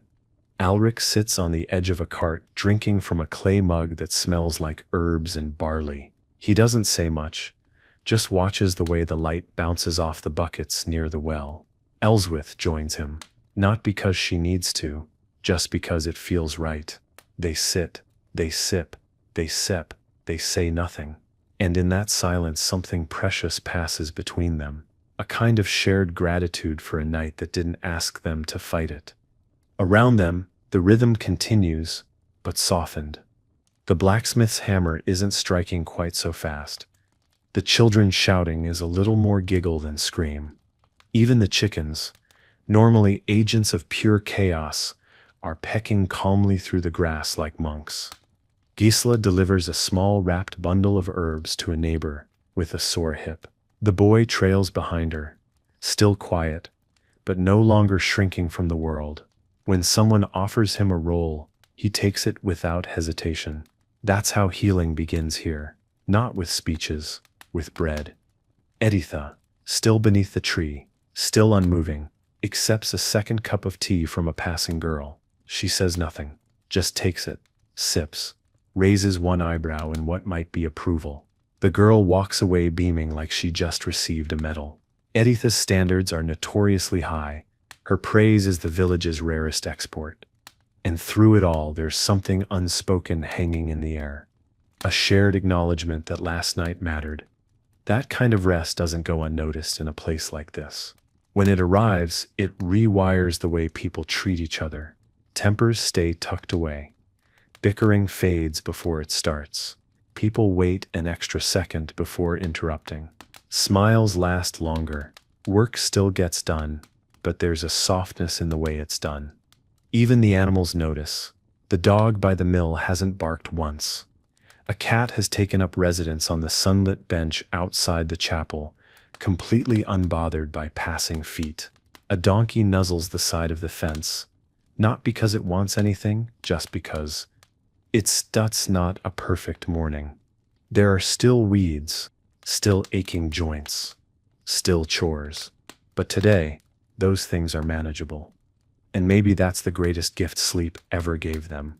Not just escape, not just dreams, but enough peace to come back to the day as someone worth being. And you, still lying, still here in this moment, still breathing with the rhythm of a place long gone, but somehow familiar, this is yours too. This quiet, this ease, this reminder that rest is not a luxury, it's a return. By midday, the village has hit its stride, not rushing, not frantic, just the gentle hum of things getting done, chickens chased, wood chopped, cloth hung, bread cooled on open windowsills. The air smells like grain, sweat, and something sweet. Someone forgot they were boiling. You can almost feel the hours stretching themselves out like limbs waking up after a long nap. Elric leans against the fence. He spent the morning mending. It's crooked. He knows it. He also doesn't care. It's standing. That's what matters. Ellsworth passes him a hunk of bread with something spread on it that may or may not be honey. He eats it like it's the best thing he's ever had. Because it is, right now. When you sleep well, food tastes different. Everything does. Children race past, shrieking with joy, dodging mud puddles and each other, occasionally colliding like half-trained goats. One of them shouts that they're a wizard now and throws a stick in the air. It lands on Wulfric, who barely flinches. "Respect the staff," he grunts, holding it aloft with exaggerated dignity. A cheer erupts. The child bows. A new game begins. Editha rises from her seat for the first time in hours.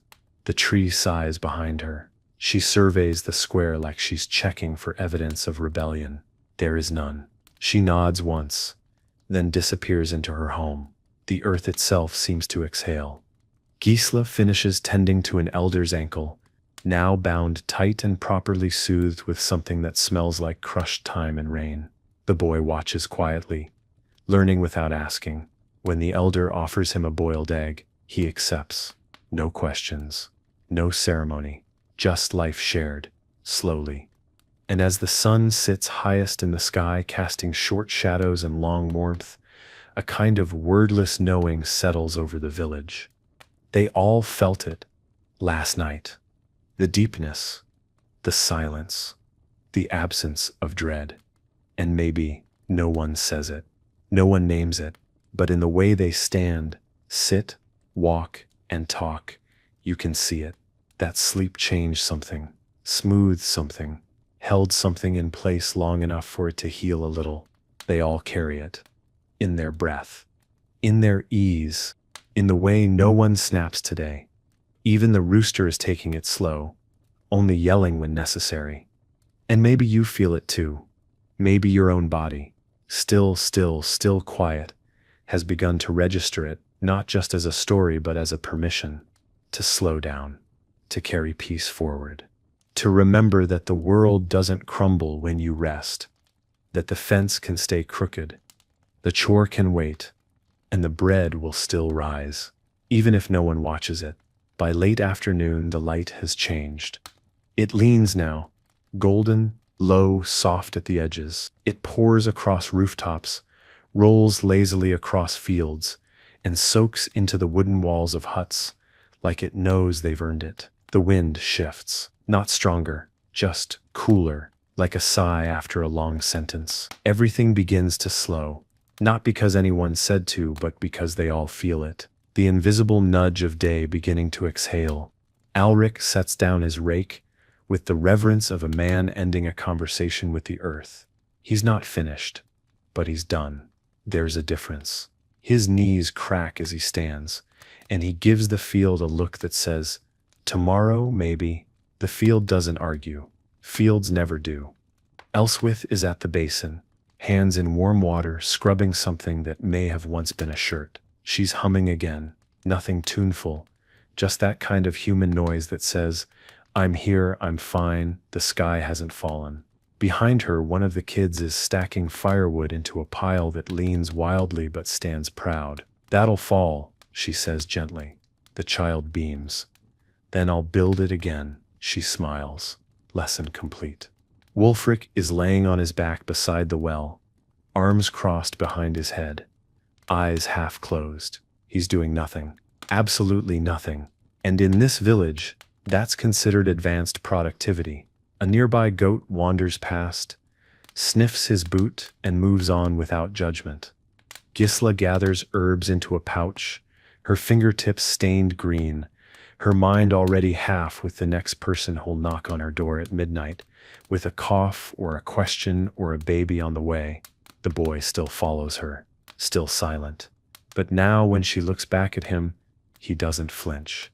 He just walks beside her, matching her pace like it's always been that way. And Iditha is back on her porch, blanket around her shoulders, sipping the same tea from earlier like it's gotten better with age. She says nothing, but she watches everything. If peace had a guardian, it would be her. No one messes with the calm under Iditha's eye. And as the light thins, the village listens. Not with ears, with bodies, with breath, with bone memory, because they Seb lived enough days to know when to begin winding down. There's Seb's no announcement, no bell, just instinct. A quiet agreement between humans and sun and firewood that says, "It's Seb's almost time. You, still here, still breathing with the pace of this story, maybe feel it too." That shift, that invitation to soften, to prepare, to ease into the next chapter. Not with effort, but with surrender. Because rest isn't set just what happens at night. It sets what starts now, in the shadows lengthening, in the work being set down, in the warmth still lingering from a dream not quite forgotten. Evening in the village doesn't arrive. It settles, like dust on a windowsill, like steam rising off broth, like the last word in a sentence that didn't need punctuation. The light is now amber, melting into the corners of each home, stretching the shadows long across the ground, like someone tucking them in for the night. The day is no longer working. It steps remembering. Arik pours water from the kettle into a chipped bowl. Steam rises. He dips a cloth, wrings it out, and presses it to his face. He exhales, not because he's hot, not because he's in pain, just because it's what his body does when it knows it's allowed to slow. Elswith hands him a bit of bread and a half apology for how hard it is. He smiles. "My teeth were bored anyway." They chew in silence, content. The children begin to quiet, like stars fading before moonrise. One by one they trail indoors, leaving behind abandoned wooden toys and the scent of mud and grass. A single shoe lies forgotten in the path. No one picks it up. It'll be there tomorrow. Time is not a thief here. It's a companion. Wulfric lights a small fire near the edge of the square, not for cooking, just for company. The glow paints his face and flickers. Around him, a few others gather. No conversation yet, just warmth, just presence. A chicken hops onto his lap. He lets it stay. They have an agreement. No crowing, no complaints. Gisla stands by her doorway, brushing crushed lavender from her apron. The boy leans against the wall beside her, watching the smoke curl up into the evening sky. He doesn't ask questions, But when she offers him a mug of tea, he takes it. No words, just steam, just connection. And Editha, still in her chair, still sipping something that smells like chamomile and hard-earned wisdom. She hasn't spoken all day, but no one minds. Her silence holds the weight of peace. If anyone's keeping count, this might be the calmest she's been in 5 years. A miracle. Or maybe just a good night's sleep, which is, in its own way, the same thing. And all across the village, something softens. Doors close, not slammed. Candles flicker, not flare. Laughter drifts, not loud, just enough to remind everyone that they're not alone. Because this is where sleep begins. Not with pillows, not with nightfall, but with this, the slowing, the shifting, the collective decision to return inward, one by one, hut by hut, fire by fire. And you still listening, still safe in your own little space. Feel that, don't you? That slow, holy unraveling of the day. The world dimming, not shutting off. Inviting you not to stop, but to settle. Night doesn't fall, it folds. Like a thick blanket drawn up slowly over the shoulders of the world. The sky has turned from gold to blue, from blue to violet, and now deep, ancient black. No stars yet. Just the first hints. Like a secret the sky is whispering only to those who take the time to look up. The village is ready. Alric stacks a bit of wood by the hearth, not for heat, just for comfort. The day didn't chill, but the body remembers what it's like to go cold, and fire is its favorite answer. He tosses one more log into the low flame, watches it catch, and exhales through his nose. No urgency, just warmth. Elsweith folds blankets. The baby is already asleep. One of the older kids is curled in the corner, mumbling through the edge of a dream. The goat outside headbutts the door. That's just how he says goodnight. Gisla tucks a second layer over the boy. He's asleep again already. Mouth slightly open, hand curled in a fist near his chest, like he's holding on to something too quiet to name. She brushes the hair from his forehead and doesn't speak. Not every kindness needs witness. Some are offered like prayer, silent, sacred, enough. At the edge of the square, Wulfric leans back in his chair, feet propped on a stump, watching embers rise into the dark like fireflies, trying to remember where they came from. Someone sits beside him. They don't talk. Just pass a tin cup between them. The stars are coming out now. A few at first. Then more, then all at once. Inside every home, the same ritual unfolds. Feet are washed. Candles are pinched. Doors are latched with that soft click that says, "You're safe now." No one says goodnight. Not out loud. It's understood. Like the way a mother pulls the blanket higher without needing to be asked. Like the way the village breathes slower after sunset. And Editha? She's standing now. Just for a moment, looking up at the sky with her arms crossed, as if daring it to start something. It doesn't. She nods once. Satisfied, then steps inside. Her candlelight glows behind the shutters. That's how the rest of them know it's okay to go to sleep. Because Editha's watching. And if Editha sleeps, it means the world is for now in order. You, still here, still nestled, still listening from wherever you are, feel it, don't you? That hush, that slow return, that moment when the body stops waiting for more and says, "This is enough." No screens, no buzz, just breath, firelight, and 1,000-year-old rhythm saying, "You are allowed to let go." Now, the village sleeps. Not all at once. Not perfectly. Not like a bedtime story where everyone closes their eyes at the same time and drifts into choreographed dreams. No, sleep here is earned, not gifted. It rolls over the huts like fog, creeping, settling, lingering. Alric lies on his back now, hands behind his head, watching the flicker of firelight play across the beams above. He doesn't think about the field, not about tomorrow, not about the bent rake or the goat. With attitude, he just lets his thoughts drift. A bit of bread, the laughter by the well, the way Ellsworth hummed earlier and didn't even notice. That's what he carries into sleep. Ellsworth turns toward him, one hand on his chest like a paperweight anchoring him to the bed. She's already half gone. Her breath is steady.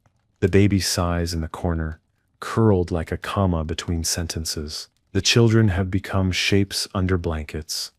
No longer individuals, just soft limbs and tangled hair, and dreams nobody else will ever know. Gisela is writing something in her mind. A recipe? A name? A moment she doesn't want to forget. She's already tucked in. The boy beside her sleeps with one hand under his cheek, brow relaxed. His chest rises and falls in rhythm, with the wind brushing against the window. For the first time in weeks, maybe longer, he doesn't wake up scared. Wulfric is snoring, loudly. No one stops him. His snores are like punctuation marks in the night, expressive, a little obnoxious, but ultimately familiar. Across the square, a rooster stirs, confused by the moonlight, but thankfully decides not to crow. This time, Editha lies flat, arms at her sides, blanket tucked tight around her like she's preparing to be judged by the sleep gods. She's out, solid, deep, the kind of sleep you only get after years of fighting it and realizing the fight gets you nowhere. Her dreams are her business, but tonight she dreams soft. Outside, the world keeps turning. Stars drift across the black above. A fox tiptoes past the fence line. The wind sighs against the rooftops, like it's checking to make sure everyone made it to bed. And it finds they did. No one is awake now. Not fully. But you are. Maybe just barely. Maybe one eye closed, the other fluttering. Maybe your body is already melting into whatever you're lying on.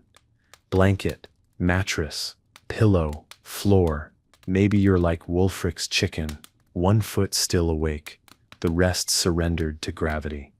That Sep's all right? Because this moment is part of it too. The drifting, the waiting, the listening. Not for danger, not for noise, but for the quiet that tells you you're allowed to rest. No one needs you right now. The fire will last. The goat is locked in. The sky is holding steady. This is the deepest part of the night. The hour that belongs to no one. The hour when the fire is more ember than flame, the air more whisper than wind, and sleep is no longer something you fall into. It's something that holds you, not tight, but completely. Every home in the village has gone quiet. Ulrich is fully asleep now, his jaw slack, one arm flopped over his head like he's surrendering to a dream, the kind of sleep where you could carry him out into the field, lay him in the mud, and he wouldn't notice until breakfast. Beside him, Ellsworth breathes evenly, her hand still resting where his heartbeat lives. Not dramatic, not romantic, just steady, honest, present. One child mumbles. Another shifts. A foot is kicked. A blanket stolen. A small elbow digs into someone's ribcage. No one wakes. These are the midnight negotiations of shared sleep. In Gisela's hut, the boy turns over, his brow furrows, not fear, processing. His dreams are strange now, half memory, half magic.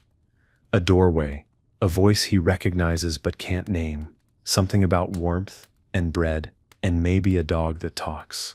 He stirs once, then goes deeper. Wulfric mutters in his sleep. It sounds like, "Tell the frog I'm not wearing shoes." Classic. He rolls over and lets out a snore so honest it would terrify a deer. His fire has gone out, but the heat still lingers in the rocks around him. A chicken is tucked under one arm. It seems fine with this arrangement. Editha doesn't move. Not a twitch, but behind her eyes something unfolds. Her dream is structured, ordered. A house being swept by a broom made of stars. Every corner spotless. Every shadow acknowledged, then dismissed. In the dream she smiles. No one will ever know this happened. That's the kind of woman she is. Outside the night stretches, The stars above are brighter now, unobstructed, sharp enough to feel like they're watching, not judging, just keeping company. A breeze moves through the treetops, curling down into the village like a lullaby for those still hanging onto the edges of wakefulness. And somewhere near the chapel, a candle still flickers behind a shutter, not because someone is afraid, not because something that's wrong, but because in this village, sleep is protected, watched over, shared. Even silence has a heartbeat here. And you, wherever you are, however you arrived, are part of this now. Not a visitor. Not just an observer. You stir on the floor beside the hearth. You share the slow breath in the still room. You're the memory someone's dreaming about but doesn't realize they've kept. This is the kind of rest you didn't chase. It comes to you and stays. Now we at your past sleep. We stare in the dream layer. That thick velvet space where nothing is real but everything feels true, where footsteps don't need floors, where people speak without sound and time folds in on itself like dough, soft, strange, and full of surprises. This is not fantasy. It's memory with an imagination. Alric is sitting at a table that stretches forever. Bowls of stew, loaves of bread stacked higher than sense. He's not eating. He's watching people come and go, faces he knows, faces he doesn't, all of them laughing like they're in on something he hasn't figured out yet. He reaches for a spoon. It turns into a sprouting onion. He nods like that. Makes sense. Elswith walks through a forest that pulses with breath. Every tree hums. Every branch bends toward her. In her hands, a basket. In the basket, light. Actual light. Glowing, shifting, and warm. She doesn't ask why. She just carries it, carefully, lovingly. In Gisla's dream, she's a girl again. Running. Barefoot, fast, heart wild. No pain in her knees. No weight in her spine. The herbs she picks bloom as she touches them. And ahead of her, her mother's laugh carried on the wind like a song you forgot you loved. The boy dreams of water. A river so clear it reflects stars even at noon. He wades in. It doesn't ripple. It welcomes. A dog walks beside him. No leash. No name. Just there. Guarding him even here. Wulfric is flying. Obviously. Arms out. Beard blowing backward like a flag. No wings. Just the sheer chaotic determination of someone who once slept in a tree for a bet and won. Below him, frogs cheer. One throws a fish in celebration. He salutes and soars. And Editha? She dreams of sweeping, as always. But tonight, the floor never ends. Every step forward makes it longer. But she doesn't stop, because in this dream, the dust whispers secrets. And for once, she listens. These dreams aren't wild escapes. They're echoes, reflections, deep soul mirrors polished by silence and firelight. This is what sleep gives you when you let it go far enough. Not just rest, but revelation. Outside, the village is motionless. No wind. No stirring animals. Even the trees seem to be holding their breath, as if they too are listening in. And you still hear, maybe dreaming yourself by now, or hovering on that warm edge where thought dissolves into story. You are part of this dreaming. You are the field in Alric Sep's vision, the light in Elswith Sep's basket, the rhythm in Gisla Sep's feet, the breath between Wulfric Sep's wings, the dust Editha finally lets be. Because rest, true rest, is not emptiness. It's that's fullness. You didn't yet know you needed. There sets a feeling now. A pressure shift in the dark. Subtle. Like the sky is clearing its throat. No light yet. Just a faint silver smudge where black used to be. The dreams haven't ended. They're just beginning to let go. The way a tide pulls back, reluctant. The way a blanket slips down your shoulder in the early hours and you barely notice. Elric stirs. His eyes don't open, but something in him shifts. A twitch in his fingers. A sigh that starts deep in his chest. He doesn't remember the onion spoon. Not yet. But its feeling lingers, the strange comfort of a world where nothing made sense, and somehow everything was safe. Elswith mumbles in her sleep. Her hands fold closer to her chest. The basket of light is gone now, but the warmth remains in her palms. She'll wake later and wonder why her first breath of the day felt like relief. In Gisla's home, the boy begins to stir, not awake, just hovering. His dog dream fades, but the calm it brought settles deep in his bones. He turns over, breathes in the faint scent of dried herbs and wood smoke, and smiles without knowing why. Wulfric releases a half snore, half laugh. In his dream he landed. The frogs gave him a cape. He will never remember this, and yet all day he'll feel inexplicably majestic, like he's part of something heroic and slightly damp. Editha blinks. Just once. Then closes her eyes again. She remembers nothing.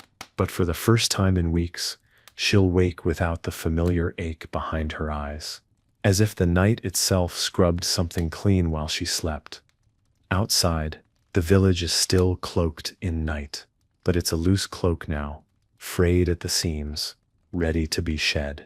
The stars are fading, gently. The wind returns, not strong, just enough to rattle a shutter. A rooster stirs but holds back, as if waiting for permission. The earth breathes in. And you, still floating, still warm, still wrapped in whatever cocoon you have made for yourself. You are right on the edge. Not pushed, not rushed, just gently escorted toward morning. Because this is how peasants did it. Not alarms, not urgency, not dread, but transition, dream to thought, thought to breath, breath to body, body to day. Morning doesn't arrive like a parade. It unfolds. The first thing to wake isn't a person, it's a color, pale blue edging into black, stretching across the sky like a brush dipped in dawn. Then comes the smell, damp earth, cooling ashes, a trace of yesterday's bread crusted on a hearthstone. Then the sound, a creak of wood, the rustle of straw, a child turning in their sleep and sighing like they've been through something epic and personal. Alric doesn't open his eyes yet, but his breath changes. Deeper now, less dream, more body. Aware again, somewhere behind his eyelids, the fields are waiting, not urgently, just patiently, like old friends sitting on a bench, ready when he is. Elswith reaches across the blanket, finds his hand, squeezes it once, then lets go. That's all. No words, no smiles, just shared space. She'll open her eyes soon, but not before she's good and ready. She knows how to guard peace now. In Gisla Sip's home, the boy is sitting up. He doesn't know why, doesn't remember when, but something in the morning called him gently, and he answered.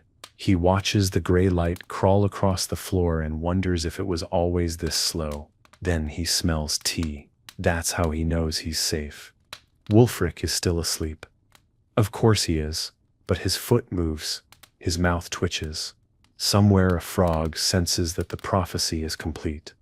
And Editha, already up, standing by her door, blanket around her shoulders, cup in hand, watching the light shift across the square with the eyes of someone who's seen thousands of mornings and still treats each one like it might surprise her. She hasn't swept anything yet. That's how you know it's early. And all across the village, the air is still, but not silent. There sets a hum now, a promise, that today will not rush you, that the sky is patient, that the fire is ready, that the work will wait until the breath finishes its morning stretch. And you, still here, still soft, still safe, you don't need to get up. Not yet. Maybe not for a while. Let this morning meet you exactly where you are. Let it rise without pressure. Let it unfold without demand. Let it teach you that good sleep isn't just about how you rest, but how gently the world welcomes you back. The village begins to stir, not loudly, not all together, but like a field. waking one blade of grass at a time. There's no bell, no horn, no rooster screaming himself hoarse out of spite. Not yet. Instead, there's a wooden spoon tapping the side of a pot, somewhere deep inside a home that's just beginning to stretch. A door creaks open and doesn't close again. A cough, a laugh, the creak of a stool being dragged closer to the fire. Alric sits up, just sits. No theatrics, no groaning. He stares at the faint light, pressing against the edge of the shutters, and thinks, this is enough. Not the sun, not breakfast. Just this, the act of sitting in the warmth of a day that didn't ask for anything yet. Ellsworth is brushing her hair with her fingers, methodical and quiet, pulling it back into a braid she's tied the same way for 10 years. She ties it tighter today, not because anything's wrong, but because everything feels good and she wants to hold on to it. A child climbs over Alric's lap. Another is still asleep, face planted into the mattress like they've decided to become part of it. The dog is awake and tail thumping.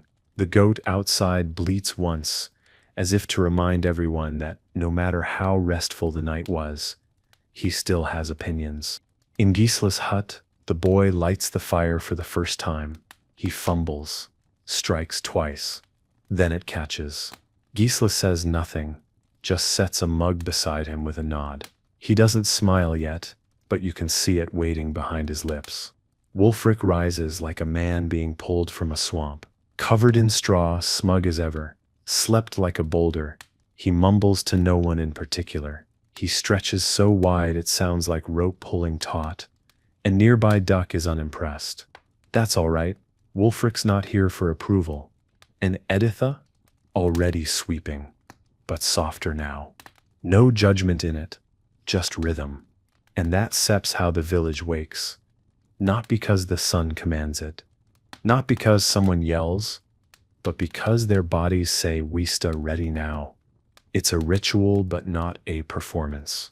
A coming back, not dramatic, not demanding, just natural. The kind of waking that can only happen when sleep didn't just take the edge off, but restored something essential. And you still with me, still drifting at the edges of your own sleep, or maybe already blinking at the ceiling. You purr not behind. You haven't missed anything. The world doesn't demand your full attention yet. Let your breath stretch. Let your eyes stay closed. Let the light come to you. The fires are lit again. Not raging, not roaring, just steady, soft, reliable. A warm heartbeat in the center of every home. The kind of flame that doesn't shout, just says, you're safe now. Let's begin again. Alric drops a handful of wood onto the embers. The fire accepts it like an old friend. No sparks, no fuss, just heat. He crouches beside it, watching the glow settle in. Elswith appears beside him with a pot in hand, full of something that smells like oats, water, and hope. She sets it down on the edge of the flame and leans against his shoulder. Neither of them speaks. Not because they're tired, but because the silence between them is enough. One of the children is awake now, hair a total rebellion against gravity, staring into the pot like it might answer life's bigger questions. The dog stretches, spins once, and flops dramatically beside the hearth. In a world this quiet, even his tail wag feels like applause. Gisla has crushed herbs into a paste and is stirring it into porridge, mint and honey, and something floral she won't name. The boy, now fully folded into the rhythm of this place, sets out bowls without being asked. One slips from his fingers, but he catches it. Gisla raises an eyebrow. He just grins. That's how trust builds here, not in words but in gestures. Outside, Wulfric is already chewing something, probably yesterday's bread, possibly bark. It doesn't matter. He's smiling. The kind of crooked smile that only comes from a man who knows his dreams involved frogs and dignity, and he's fine with both being slightly compromised. And Editha? She has tea, freshly brewed. She's not sweeping right now. She's sitting at her table with both hands around her cup like it might tell her the future. Her windows cracked just enough to let in the scent of chimney smoke and wet grass. It's not for ventilation, it's for presence. Breakfast spreads slowly across the village. Not in plates, in atmosphere. Steam rising from bowls. Bread broken in silence. Hands passing mugs without eye contact. The kind of morning where the food isn't the center, it's the anchor. Because this is what sleep makes possible. Not just dreams, not just recovery, but gentleness. A softness in how people speak, in how they move, in how they lift a spoon to someone else's sips, bowl and say, "Here, try this." And you, whether you steer still tucked in, or feet on the floor wrapped in your own silence, you sure part of it too. This slow return, this warm beginning, this quiet bowl of something simple and good. Because rest is a net just about closing your eyes. It stuffs about how you wake, how you carry that stillness into the noise, how even porridge can feel holy when made by hands that slept well. The day begins, gently, not like the world has flipped a switch, but like someone lit a second candle from the first. Quiet, continuous, warm. Alric steps outside after breakfast, wiping his hands on his shirt, which somehow makes it cleaner. He surveys the field with the steady stare of someone who has no illusions about what comes next, but also no dread. That's what rest does. It doesn't erase the work, it softens the approach. Elswith is feeding the chickens. They crowd her like rowdy, feathered customers. She tosses grain with one hand, swats with the other. She's not angry. It's just the morning dance. They squawk. She smirks. Life continues. Children carry water in dented buckets, sloshing more on themselves than on the path. One sings a song with no melody. Another trails behind pretending a stick is a sword or a spoon or maybe a dragon. No one corrects them. The world is large enough for both imagination and mud. Wulfric hauls a sack of something questionable across the square, talking to it like it might answer. "You and me, Barley. We've got history." A breeze catches his hair. He stops mid-stride and looks up. The sky is a soft gray, the kind that holds back rain not out of mercy, but out of strategy. He nods like the clouds just gave him advice. Keeps walking. Gisla sits on a stool, outside her door, grinding herbs with one hand, weaving twine with the other. The boy kneels nearby, organizing tools with the quiet focus of someone pretending not to enjoy it. She doesn't interrupt. Letting people do good things in silence is her favorite form of teaching. Editha is washing linens. She slaps each one against the stone with the kind of force that implies both cleanliness and authority. No one questions her, not even the linen. Behind her, steam from the kitchen rolls out the door. She hasn't said a word yet this morning. She hasn't needed to. And all throughout the village there's a stillness inside the motion. Work is being done. Tools clang. Doors swing. Water spills. Goats argue. But underneath it all is that same hum from the night before. That slow, unbroken rhythm of people who slept well and carried it forward. Because when sleep does what it's meant to, it lingers. It's in the way someone pauses before raising their voice and chooses not to. It's in the extra second someone takes to pass a cup with both hands. It's in the way no one looks at the sun and sighs. You, yes, you, are still part of this. Whether your feet are already on the ground or still cocooned in blankets, whether you've begun your day or are still waiting for the world to catch up to you, there's no hurry here. Let the chores be slow. Let the breath stay deep. Let the peace remain portable. Here sips something we rarely say out loud about medieval life. It was hard, really hard, and still people slept. Not because they had nothing to fear, but because fear was everywhere, and sleep was the only thing that still felt like theirs. This village? It's no stranger to hardship. The crops don't always grow. The weather doesn't always care.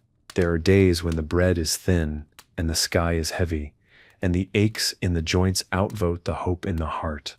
And yet, they rest. Not because they're lazy, not because there's nothing to do, but because they've learned that rest is survival, not in theory, not in poetry, in practice. Alric sharpens a scythe with methodical strokes. Each scrape is a reminder that this tool will feed his family, but only if he holds up first. He pauses, rolls his shoulder, feels the dull echo of sleep still protecting his spine, and he breathes. Elswith kneads dough on the stone slab. Her arms ache, but the rhythm helps. She hums, not for beauty, but for endurance. The same song her mother sang, maybe her grandmother too. The dough rises slower than usual today. She lets it. Not everything needs to rush. Wulfric has stopped building for a moment, to lie on the ground and stare at the clouds. He calls it sky maintenance. A few others laugh. One joins him. No words. Just shared stillness. It's their version of a coffee break, except with more clouds and less caffeine. Editha has finished her sweeping. She's now sitting on a bench with her feet in a basin of warm water and a scowl that says, "I've earned this." And she has. She always does. Gisla wraps a poultice, with linen soaked in herb steam, and the boy helps fold the corners. They work in silence, but there's a glow in the air. Like sleep hasn't left. It's just watching from the doorway. Because here sits the real truth. For peasants, rest wasn't sit passive. It wasn't stat retreat. It was resistance. A body that sleeps is a body that heals. A village that rests is a village that survives. And a people who remember how to lie down together at night, who share blankets and dreams and firelight, are harder to break than any sword-arm army could imagine. You, listening now, carrying your own weights, your own worries, maybe you needed to hear that. That sleep is strength. That stillness is strategy. That letting go, even for a while, is not giving up. It's rebuilding, quietly. Sleep in this village is never an ending. It sits a return. As the sun begins to droop in the sky, slanting golden light across worn rooftops and casting long shadows down the dirt paths, the people don't panic. They don't scramble to squeeze more from the day. They settle. That's the difference. Alric finishes tying the last sheaf of hay, wiping sweat from his brow with a sleeve that smells like grain and work. He looks at the sky, nods once, and starts walking back home, not dragging his feet, not racing the sun, just returning, one step at a time. Elswith brushes flour off her apron, sees the dough is done rising, and knows she's done too. The oven still needs tending, the coals still warm, but her body says, enough, so she listens. The loaf will be ready soon, and so will she. Wulfric, who spent the better part of the afternoon reorganizing tools and losing track of half of them, now lies on a bench with a damp cloth over his face. Someone nudges him with a boot and asks if he's asleep. Not yet, he mutters, but I'm practicing. Everyone accepts this as truth. Gisla is bottling tinctures now, labeling them with a shorthand only she understands. She hums as she works, low, steady like her own lullaby. The boy sweeps up herb stems without being asked. He's still quiet, but now he whistles. Even Editha, who has been muttering about a crooked fence since lunch, finally puts down her broom. Her face softens. Her shoulders drop. She doesn't sit yet, but the decision to stop is already made. And that's where rest begins. The decision, and all across the village, you can feel the rhythm shift. It's dot's not over. It's dot's not finished. But it sits winding down. Chickens are herded. Tools are leaned gently against walls. Doors are unlatched, but not shut. Fires are poked, but not fed too much. Even the goats seem quieter. The village isn't preparing to sleep. It's moving with sleep, like they've all entered a kind of agreement with the night. We'll meet you there, slowly, softly, together. And you, yes, you still here, still breathing with this story, still floating somewhere between awareness and release. You sure moving with them too. You fear part of that rhythm now. Not an outsider, not a guest. You shed walking the same path home. You fur setting your tools down. You purr hearing the sound of a world letting go. Twilight settles like a blessing. It doesn't rush in. It drifts through branches, across rooftops, over tired hands and bent backs. That soft in-between color, the one that isn't quite day and isn't quite night, coats the village like a second skin. Everything looks a little quieter in it. Even the animals, even the air. Alric is seated outside his hut, boots off, toes in the dirt, arms resting loosely on his knees. He doesn't need to say anything. Just being still is enough now. He's watching the sky melt from gold to violet, like it's a performance put on just for him. And maybe it is. Elswith joins him with a bowl of stew, still steaming, still simple. She hands it over without ceremony. He takes it with a nod. She sits beside him, leaning into his shoulder just enough to feel anchored. They don't speak, not because there's nothing to say, but because silence has earned its place. Gisla lights a small lantern inside her hut. It's not for light, not really. It's for comfort, a little flicker that says, "You're home now." She runs her fingers along the edge of the table, humming as she tidies up what little there is to tidy. The boy is already curled in his corner with a blanket and a full belly. He's trying not to fall asleep yet, but the weight of peace is pulling at his eyes. Wulfric has gathered 3 others by the fire pit near the well. Not on purpose. He just sat there long enough that they came to him. Now they're passing around a bottle that tastes like apples and smoke, telling the kind of stories that get better every time you tell them. "I once wrestled a pig the size of a cart," he says, slurring only slightly. No one believes him, but they all smile anyway. Editha sits on her doorstep, blanket across her knees, holding a mug like it's a shield and a friend. Someone asks her a question. She grunts. That's her version of a goodnight kiss. And the stories keep flowing. Soft ones, small ones. The kind that settle under your ribs instead of on your skin. Not legends, just truths. "I saw a fox today near the woodpile. The baby said Ted Mud stet before thet mother. Remember when we thought spring would never come?" No one interrupts. No one brags. It's not about being heard. It's about being near. Because this too is part of sleep. The slowing of the voice. The unwinding of the mind. The sharing of one last thought before the dreams take over. And you, wherever you are, however far from straw and firelight, you hear by the hearth too now, wrapped in that same dusk, cradled in the same calm, because sleep doesn't just come from closing your eyes. It comes from letting yourself belong to a moment like this. Night is here now, not arriving, not sneaking, just here. The stars have claimed the sky fully. Pinpricks of old light humming above a village that has already begun to close its eyes. The firelight flickers lower. The voices soften further, and what remains in the air is not conversation, not labor, not noise, just presence. Alric is asleep already. His bowl rests beside him. His feet are bare. His breathing is slow.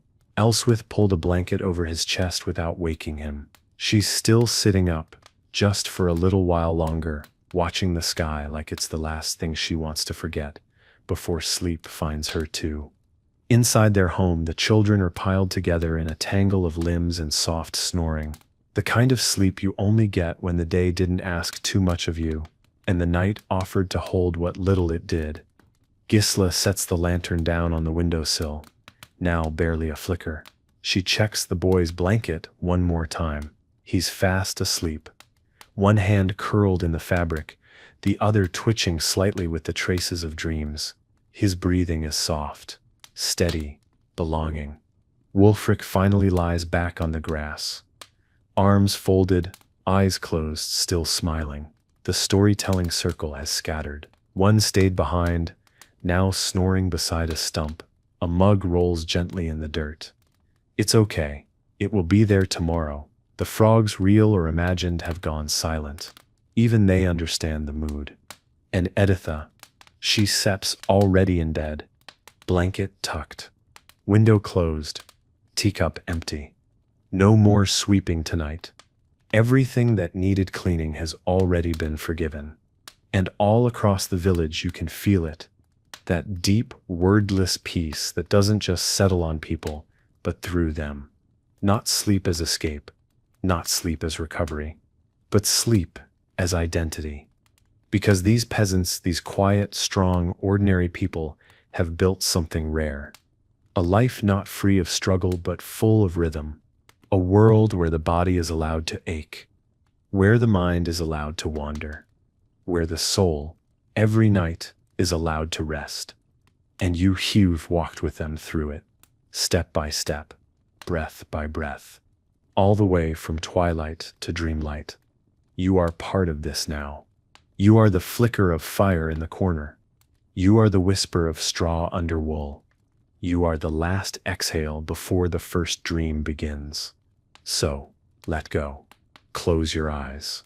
Sink into this sleep, not just as rest, but as return. And when morning comes again like it always does, you'll rise with them too.